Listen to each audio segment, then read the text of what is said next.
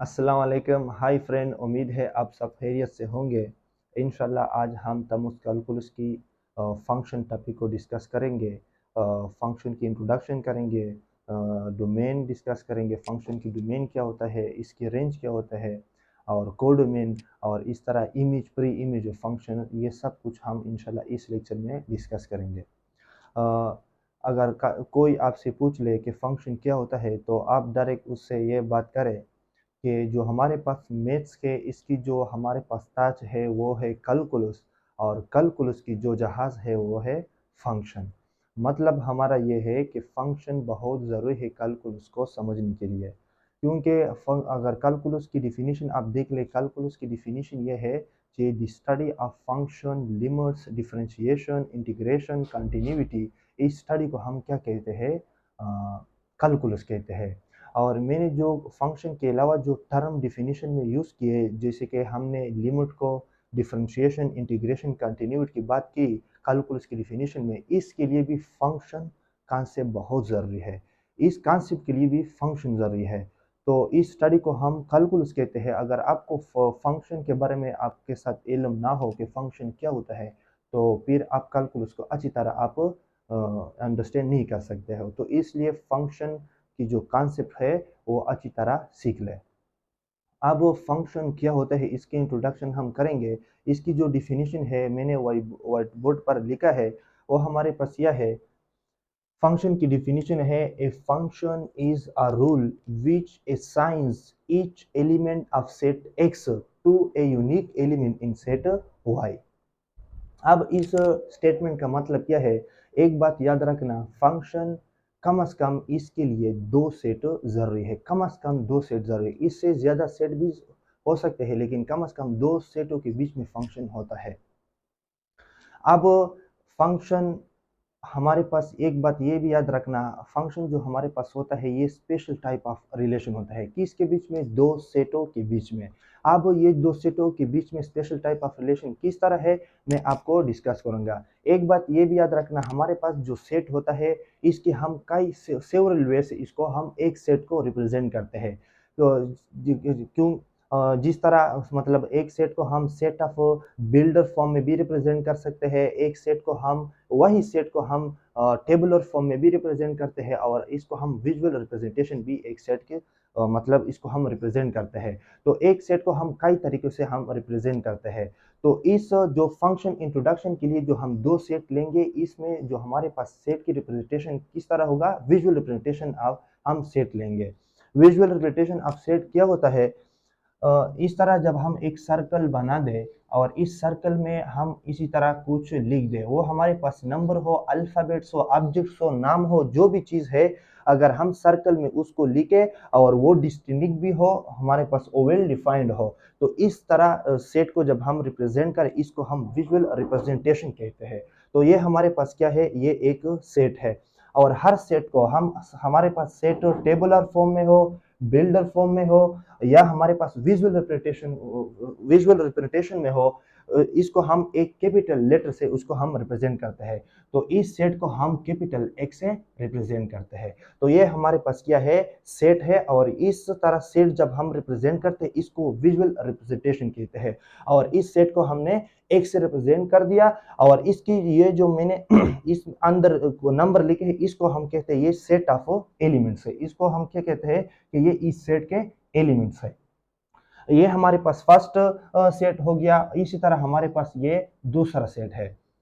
इसमें भी हम कुछ भी लिख सकते हैं। हम अल्फाबेट्स लिखते हैं ABCD, और इसको हम कैपिटल Y से रिप्रेजेंट करते हैं, क्योंकि हर सेट को हम एक लेटर से रिप्रेजेंट करते हैं। इसको हमने X से रिप्रेजेंट कर दिया और इसको हम Y से रिप्रेजेंट कर दिया। अब जो फंक्शन है, ये दो सेटों के बीच में क्या है? स्पेशल टाइप ऑफ रिलेशन है। इसमें स्पेशल टाइप ऑफ रिलेशन का मतलब क्या है? इसमें स्पेशल टाइप ऑफ रिलेशन इस तरह है कि फंक्शन जो होता है इस दो सेटों के बीच में रिलेशन बनाता है। वो किस तरह रिलेशन बनाता है? जो हमारे पास ये जो फर्स्ट सेट है इसको हम फर्स्ट सेट कहते हैं। फंक्शन क्या करता है? जो हमारे पास फर्स्ट सेट में जितने भी एलिमेंट्स है हर एलिमेंट को साइन करता है, इसका मैपिंग बनाता है, इसको कनेक्ट करता है, इससे हम एरो बनाते हैं दूसरे सेट एलिमेंट के साथ। एक कंडीशन इसमें यह है कि फंक्शन जब दो सेटों के बीच में हम डिफाइन करते हैं तो फंक्शन क्या करता है? पहले जो हमारे पास पहला सेट है जो जो कि हमारे पास x है, इसके सारे के सारे एलिमेंट को क्या करता है? असाइन करता है, इसका मैपिंग बनाता है, इसका कनेक्शन बनाता है, इससे हम एरो बनाते हैं सारे के सारे एलिमेंट को किसके साथ? y सेट के एलिमेंट के साथ। पहला कंडीशन यह है। और दूसरा कंडीशन यह है जो फंक्शन पहले सेट के एलिमेंट का कनेक्शन बनाता है, इसका मैपिंग बनाता है, तो हर एक एलिमेंट का मैपिंग एक एलिमेंट के साथ होगा। ये इसका दूसरा कंडीशन है। तो इस तरह जब दो सेटों के बीच में इस तरह हम स्पेशल टाइप ऑफ रिलेशन हम दो सेटों के बीच में बना दे तो इसको हम क्या कहते हैं कि ये हमारे पास ये रिलेशन क्या है? फंक्शन है। अब मैं इन दो सेटों में फंक्शन को डिफाइन करता हूँ और इस फंक्शन को हम f से डिनोट करते हैं। ये f हमारे पास फंक्शन है। अब f फंक्शन क्या करता है? पहले सेट में जितने भी एलिमेंट है इसको असाइन करता है और यूनिक एलिमेंट के साथ इसका मैपिंग बनाता है। मैंने 1 को असाइन कर दिया a के साथ और 2 को असाइन करता हूँ b के साथ और 3 को असाइन करता हूँ d के साथ और 4 को असाइन करता हूँ, हवाले करता हूँ, इससे एरो बनाता हूँ c के साथ। अब मैंने इन दो सेटों के एलिमेंट के बीच में मैंने रिलेशन बना दिया और स्पेशल टाइप ऑफ रिलेशन है क्योंकि जितने भी x में जितने भी एलिमेंट थे सारे के सारे एलिमेंट का कनेक्शन हो गया y एलिमेंट के साथ।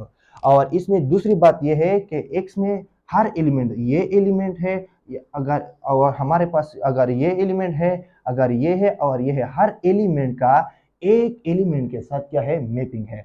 1 का मैपिंग a के साथ है, 2 का मैपिंग b के साथ है और 3 का मैपिंग d के साथ है और 4 का मैपिंग c के साथ है। तो इस रिलेशन ने दोनों कंडीशन जो फंक्शन के लिए जरूरी है इसने ओबे किया, इस पर लागू हुआ ये डिफिनीशन। तो इस टाइप ऑफ रिलेशन को हम क्या कहते हैं कि ये हमारे पास क्या है? फंक्शन है। अब ये जो मैंने फंक्शन डिफाइन कर दिया, फंक्शन आपकी मर्जी है जिस तरह आप डिफाइन करते हो। ये जरूरी है कि 1 को हम a के साथ मतलब इसको हम कनेक्ट करेंगे, 2 को b के साथ कनेक्ट करेंगे, जिस तरह आप कनेक्ट करेंगे। लेकिन दो बातें अपने जहन में याद रखना है कि x के सारे एलिमेंट असाइन भी हो और इसका यूनिक एलिमेंट के साथ इसको हम कनेक्ट किया हो। तो इस टाइप ऑफ रिलेशन को हम क्या कहते हैं कि ये हमारे पास फंक्शन है। अब ये जो मैंने फंक्शन इन दोनों सेटों के बीच में बना दिया, इसके सिंबॉलिकली हम उसको इस तरह लिखते हैं। सिंबॉलिकली इस बात का नोटेशन इस तरह है कि एफ फंक्शन हम इसी तरह दो डॉट वर्टिकली लिखते हैं और जो हमारे पास जो सेट है इसके नाम लिखते हैं और इस तरह एरो बनाता है। ये इस मतलब ये जो हमारे पास फंक्शन इसका सिंबॉलिकली इस तरह हम इसको रिप्रेजेंट करते हैं। इसको आप किस तरह रीड करेंगे कि f is the function from x to y। f हमारे पास फंक्शन है किससे? x टू y हमारे पास क्या है? f फंक्शन है। और मैंने इसको किस तरह डिफाइन कर दिया है? मैंने उसको इस तरह डिफाइन कर दिया है जब मैंने f को 1 दिया तो इसने 1 को किसके साथ इसका मैपिंग बनाया? a के साथ मैपिंग बनाया। जब मैंने f को 2 दिया तो इसने 2 को किसके साथ? y के एलिमेंट के साथ किसके साथ मैपिंग बनाया? b के साथ इसने मैपिंग बना दिया। और जब मैंने f को 3 दिया तो इसने 3 को किसके साथ इसका मैपिंग बनाया? इसने d के साथ मैपिंग बनाया, इसको असाइन किया। और जब मैंने f को 4 दिया तो इसने 4 को किसके हवाले कर दिया? किसके साथ कनेक्शन बना दिया? c के साथ। तो ये मैंने इस बात को सिंबॉलिकली मैथमेटिकली हम इस बात को इस तरह लिखते हैं कि f इसको हम किस तरह रीड करेंगे कि f is the function from x to y। और मैंने जब f को 1 दिया तो इसने a को a दिया, जब मैंने उसको 2 दिया तो इसने b दिया, जब मैंने उसको 3 हवाले कर दिया, इनपुट दिया, तो इसने आउटपुट हमारे पास किया दिया d दिया। ये मैंने इस बात को सिम्बोलिकली भी आपको डिफाइन किया। अब मैं आपको मुख्तलिफ किस्म का एग्जाम्पल इधर व्हाइट बोर्ड पर लिखूंगा और हम देखेंगे कौन सा एग्जाम्पल फंक्शन है और कौन सा एग्जाम्पल फंक्शन नहीं है, आपको ज़्यादा अंडरस्टैंड करने के लिए। अब फर्स्ट एग्जांपल हमारे पास ये है, हम एक सेट लेते हैं, हमारे पास इसका नाम ए है और इसका एलिमेंट है 1 2 3 4 5 और हमारे पास दूसरा सेट है इसका नाम है बी। इसमें हम लेते हैं एलिमेंट को 1 -2 -3 5, ये हमारे पास इसके एलिमेंट है। अब मैं इसके बीच में रिलेशनशिप बनाता हूँ, मैपिंग बनाता हूँ और हम देखेंगे कि ये एग्जांपल हमारे पास फंक्शन है का नहीं। 1 को हम असाइन करते हैं -2 को, 2 को असाइन करता हूँ -3 और 3 को असाइन करता हूँ 5 और 4 को असाइन करता हूँ 1 को। ये एक एग्जांपल है, मैंने दो सेटों के एलिमेंट के बीच में मैंने रिलेशन बना दिया। फिर हम देखेंगे कि ये रिलेशन हमारे पास फंक्शन है का नहीं। पहले हम एग्जाम्पल को तैयार करते हैं। दूसरा एग्जांपल हमारे पास ये है,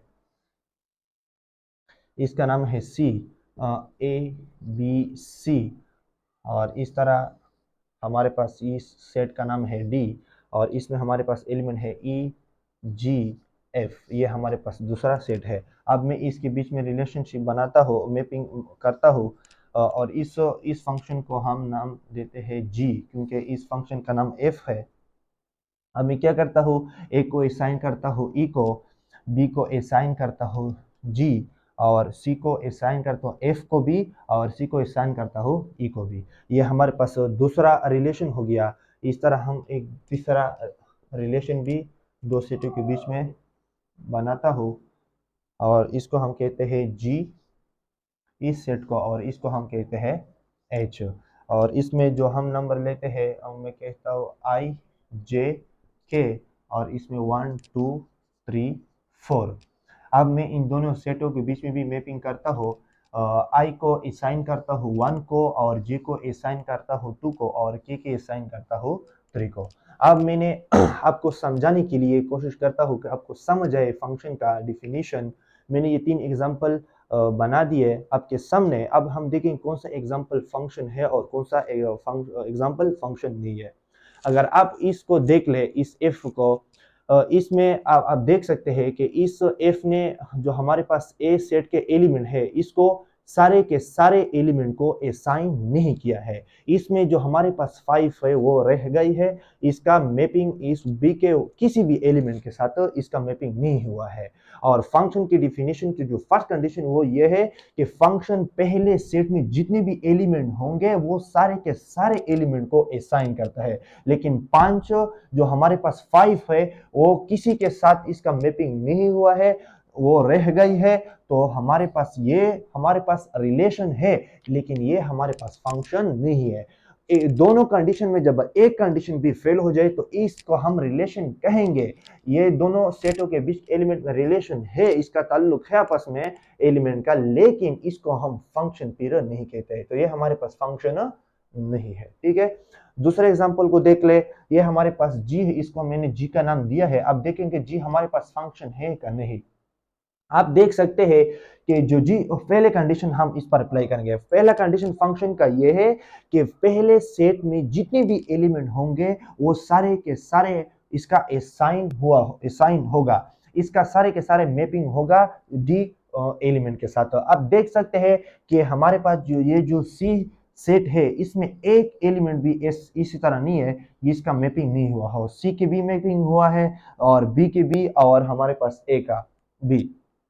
ठीक है, तो फर्स्ट कंडीशन इसने एक्सेप्ट किया। दूसरा कंडीशन हम देखेंगे। दूसरा कंडीशन फंक्शन का यह है कि हमारे पास जो फर्स्ट सेट है इसमें हर एक एलिमेंट का यूनिक मैपिंग होगा। इससे एक एरो जो हम क्या करेंगे बनाएंगे। आप देख सकते हैं जो हमारे पास ए है इससे हमने एक एरो बनाया है, इसका मैपिंग एक एलिमेंट के साथ है। और इस तरह जो हमारे पास बी है इसका भी एक एलिमेंट के साथ मैपिंग हुआ है जी के साथ। लेकिन जो हमारे पास सी है इस सी का हमारे पास दो एलिमेंट के साथ इससे हमने एरो बनाया है और इसको हमने इससे दो एरो बनाए हैं और इस दो एलिमेंट के साथ इसको हमने हवाले कर दिया है। एक है हमारे पास एफ और एक है हमारे पास ई। तो फंक्शन की कंडीशन जो सेकंड कंडीशन है इसने एक्सेप्ट नहीं किया और उस मतलब वो उस पर ओबे नहीं हुआ, तो जी भी हमारे पास क्या है, फंक्शन नहीं है। ठीक है, अब हम थर्ड एग्जांपल को देखेंगे। ये एफ को हम तब फंक्शन कहेंगे दोनों कंडीशन फंक्शन को क्या कर दे, वो एक्सेप्ट कर दे। अब देख सकते हैं कि इस एफ ने जी की सारे एलिमेंट को क्या कर दिया है, असाइन कर दिया है। आई को भी असाइन कर दिया है, जे को भी असाइन कर दिया और के को भी असाइन कर दिया है। फर्स्ट कंडीशन इस पर ओबे हुआ, लेकिन जब हम सेकंड कंडीशन भी देखेंगे कि हर एक एलिमेंट को असाइन किया है क्या नहीं। आई को एक एलिमेंट के साथ असाइन है, ये भी ठीक, और जे को भी एक एलिमेंट के साथ असाइन है और के को भी एक एलिमेंट के साथ असाइन हुआ है। अब इस एफ ने फंक्शन की दोनों कंडीशन इस पर लागू हुए कि इसने जी के फर्स्ट सेट जो हमारे पास जी है इसका हर एलिमेंट को असाइन किया, असाइन भी किया है, और इसमें हर एक एलिमेंट का मैपिंग एक एलिमेंट के साथ हुआ है, दूसरे सेट एलिमेंट के साथ। तो ये हमारे पास जो एफ है ये हमारे पास क्या है, फंक्शन है। तो मैंने ये कुछ एग्जांपल आपके सामने बना दिया और फिर मैंने इस फंक्शन की जो डिफिनीशन है इस पर लागू किया। कोई एग्जांपल इस तरह जो हमारे पास एफ है और जी ये फंक्शन नहीं हुए, और जो हमारे पास एफ ये एफ है ये हमारे पास क्या हो गया, ये हमारे पास फंक्शन हो गया। अब मैंने आपको ज्यादा समझाने के लिए ये कुछ एग्जांपल दिए। अब जब एक दो सेटों के बीच में हम फंक्शन तैयार करें, फंक्शन हो जाए, तो फिर इसमें कुछ और टर्मिनोलॉजी आते हैं, जैसे कि हमारे पास इमेज है, प्री इमेज है, डोमेन है, कोडोमेन है, रेंज फिर आ जाता है। अब हम फंक्शन की ये कॉन्सेप्ट करेंगे। अब हम image, pre image, domain, codomain और रेंज के बारे में अब डिस्कस करेंगे। ये हमारे पास एफ फंक्शन है, क्यों है, क्योंकि इस जो हमारे पास फर्स्ट सेट है इसके सारे एलिमेंट को हमने असाइन किया है वाई एलिमेंट के साथ, और हर एक एलिमेंट का यूनिक मैपिंग हुआ है। ये हमारे पास अब फंक्शन है। अब इमेज क्या होता है, प्री इमेज क्या होता है। जो हमारे पास फर्स्ट सेट है, जो हमारे पास एक्स है, इसमें जितनी भी एलिमेंट है इसको हम क्या कहते हैं, प्री इमेज। 1 2 3 4 इसको हम क्या कहते हैं, प्री इमेज। जो हमारे पास फंक्शन में जो हमारे पास फर्स्ट सेट होता है इसमें जितने भी एलिमेंट होते हैं इस सारे एलिमेंट को हम प्री इमेज कहते हैं, और इसको एक एलिमेंट को हम प्री इमेज कहते हैं। और जो हमारे पास y में वो एलिमेंट जिसका मैपिंग हुआ हो फर्स्ट सेट एलिमेंट के साथ, जैसे कि 10 का मैपिंग हुआ है 2 के साथ, 7 का मैपिंग हुआ है 4 के साथ, 6 का मैपिंग हुआ है 3 के साथ, और 5 का मैपिंग हुआ है 1 के साथ। तो ये जो हमारे पास 5 है, ये जो हमारे पास 6 है, ये जो 7 है, ये जो 10 है, इसका मैपिंग हुआ है, तो इस एलिमेंट को हम क्या कहते हैं, इमेज कहते हैं। तो हमारे पास 5 6 7 10 को हम क्या कहते हैं, ये हमारे पास क्या होता है, इमेज कहते हैं। इसका मतलब क्या हुआ, इसका मतलब ये है कि 1 की इमेज क्या है, 5 है, 2 की इमेज हमारे पास 10 है, 3 की इमेज 6 है, और 4 की इमेज हमारे पास 7 है। अंडर एफ फंक्शन 1 की इमेज 5 और 5 की प्री इमेज हमारे पास क्या है, 1 है। वापसी में जो हमारे पास 5 का इमेज है वो हमारे पास क्या है, 1 है। और इस तरह हमारे पास 2 की इमेज 10 है, और 10 की प्री इमेज हमारे पास क्या है, वो 2 है, और 3 की इमेज हमारे पास 6 है, और 6 की प्री इमेज हमारे पास क्या है, 3 है। ये इमेज और प्री इमेज का कॉन्सेप्ट हो गया। अब डोमेन ऑफ द फंक्शन जो बेसिक कॉन्सेप्ट है, बहुत जरूरी है, और domain of the function, codomain of the function और रेंज ऑफ द फंक्शन बहुत जरूरी है। अब डोमेन ऑफ द फंक्शन क्या होता है, डोमेन ऑफ द फंक्शन, इस फंक्शन की डोमेन क्या होता है। ये जो हमारे पास इस फंक्शन में जो हमारे पास प्री इमेज, ये जो प्री इमेज जो हमारे पास है, इस सेट को, इससे जब हम एक सेट बनाए, इस सेट को हम क्या कहते हैं, domain of the function. Set of pre image is called domain of the function. Set of pre-image is called domain of the function. DF shortcut domain of the function है। ठीक है, तो हमारे पास क्या है, pre domain of the function, इस function का, इस फंक्शन की डोमेन हमारे पास है 1 2 3 4, और इस तरह करली ब्रैकेट में इसको बंद करते हैं। इस को हम क्या कहते हैं, domain of the function. Function की डोमेन क्या होता है, जो फंक्शन की जो जिस फंक्शन के अंदर जो प्री इमेज है और प्री इमेज के सेट को हम क्या कहते हैं, डोमेन ऑफ द फंक्शन। अब रेंज ऑफ द फंक्शन क्या होता है, रेंज ऑफ द फंक्शन, ये जो हमारे पास फंक्शन के अंदर जो इमेज है, इस इमेज के सेट को हम क्या कहते हैं, रेंज ऑफ द फंक्शन। तो हमारे पास इस फंक्शन में इमेज की सेट हमारे क्या है, 5 6 7 10, और इस तरह करली ब्रैकेट में इसको हम बंद करते हैं, क्योंकि range of the function, domain of the function हम सेट ऑफ टेबुलर फॉर्म में हम इसको लिखते हैं। तो ये हमारे पास इस फंक्शन का रेंज ये हो गया और डोमेन हमारे पास ये हो गया। तो मतलब क्या है, जो हमारे पास डोमेन होता है वो सेट ऑफ प्री इमेज होता है, और जो रेंज होता है ये हमारे पास सेट ऑफ इमेज मतलब होता है। ठीक है, तो ये हमारे पास रेंज ऑफ द फंक्शन। और कोडोमेन ऑफ द फंक्शन क्या होता है, कोडोमेन ऑफ द फंक्शन, ये जो हमारे पास इस फंक्शन की जो हमारे पास सेट, दो सेकंड सेट है जो कि हमारे पास y है, इसमें जितनी भी एलिमेंट है इसको सेट ऑफ टेबुलर फॉर्म में लिख दे, सारे को हम क्या कहते हैं, कोडोमेन ऑफ द फंक्शन। तो हमारे पास 5 6 7 8 9 10, इसको हम क्या कहते हैं, कोडोमेन ऑफ द फंक्शन। तो ये इमेज का, प्री इमेज का, डोमेन का और रेंज और कोडोमेन का कांसेप्ट हो गया। एक बात याद रखना, ये जो मैंने फंक्शन इंट्रोडक्शन कर दी, ये मैंने आपको फंक्शन को वेन डायग्राम के जरिए मैंने आप दो सेटों के बीच में मैंने फंक्शन को डिफाइन कर दिया।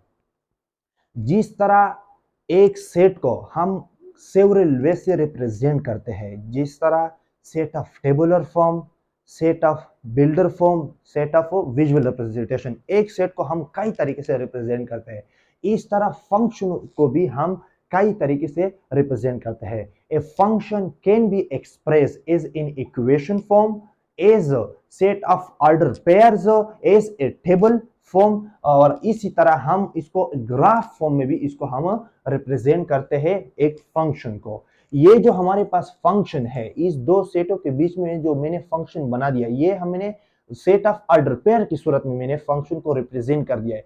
इसी डेटा को, ये जो हमारे पास ये जो रिलेशन है, इसको हम कन्वर्ट कर सकते हैं इक्वेशन की फॉर्म में। तो ये हमारे पास ये जो इक्वेशन होगा, इस इक्वेशन को भी हम क्या कहते हैं, ये हमारे पास क्या होता है, फंक्शन होता है।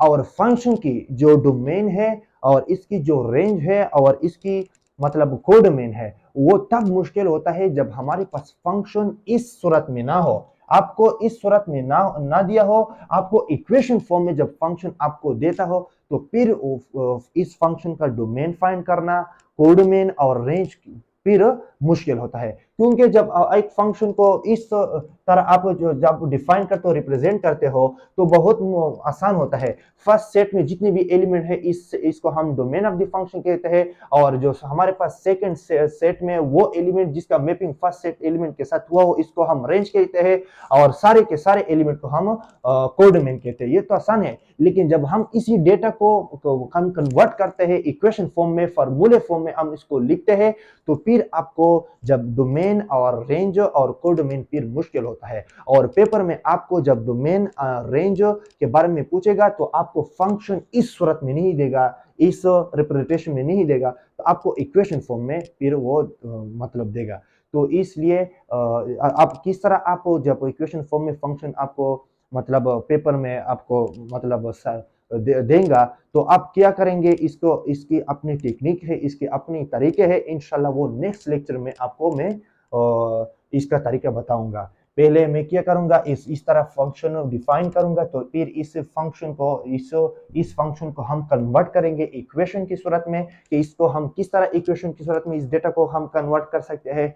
तो फिर इसके बाद हम डोमेन ऑफ द फंक्शन इस इक्वेशन फॉर्म में फंक्शन का किस तरह फाइंड करेंगे, रेंज इसका हम किस तरह फाइंड करेंगे। तो इंशाल्लाह वो ट्रिक मैं आपको बताऊंगा। वो बहुत जरूरी है, क्योंकि कम से कम 1-2 सवाल पेपर में डोमेन और रेंज के बारे में, फंक्शन के बारे में आता है। ठीक है,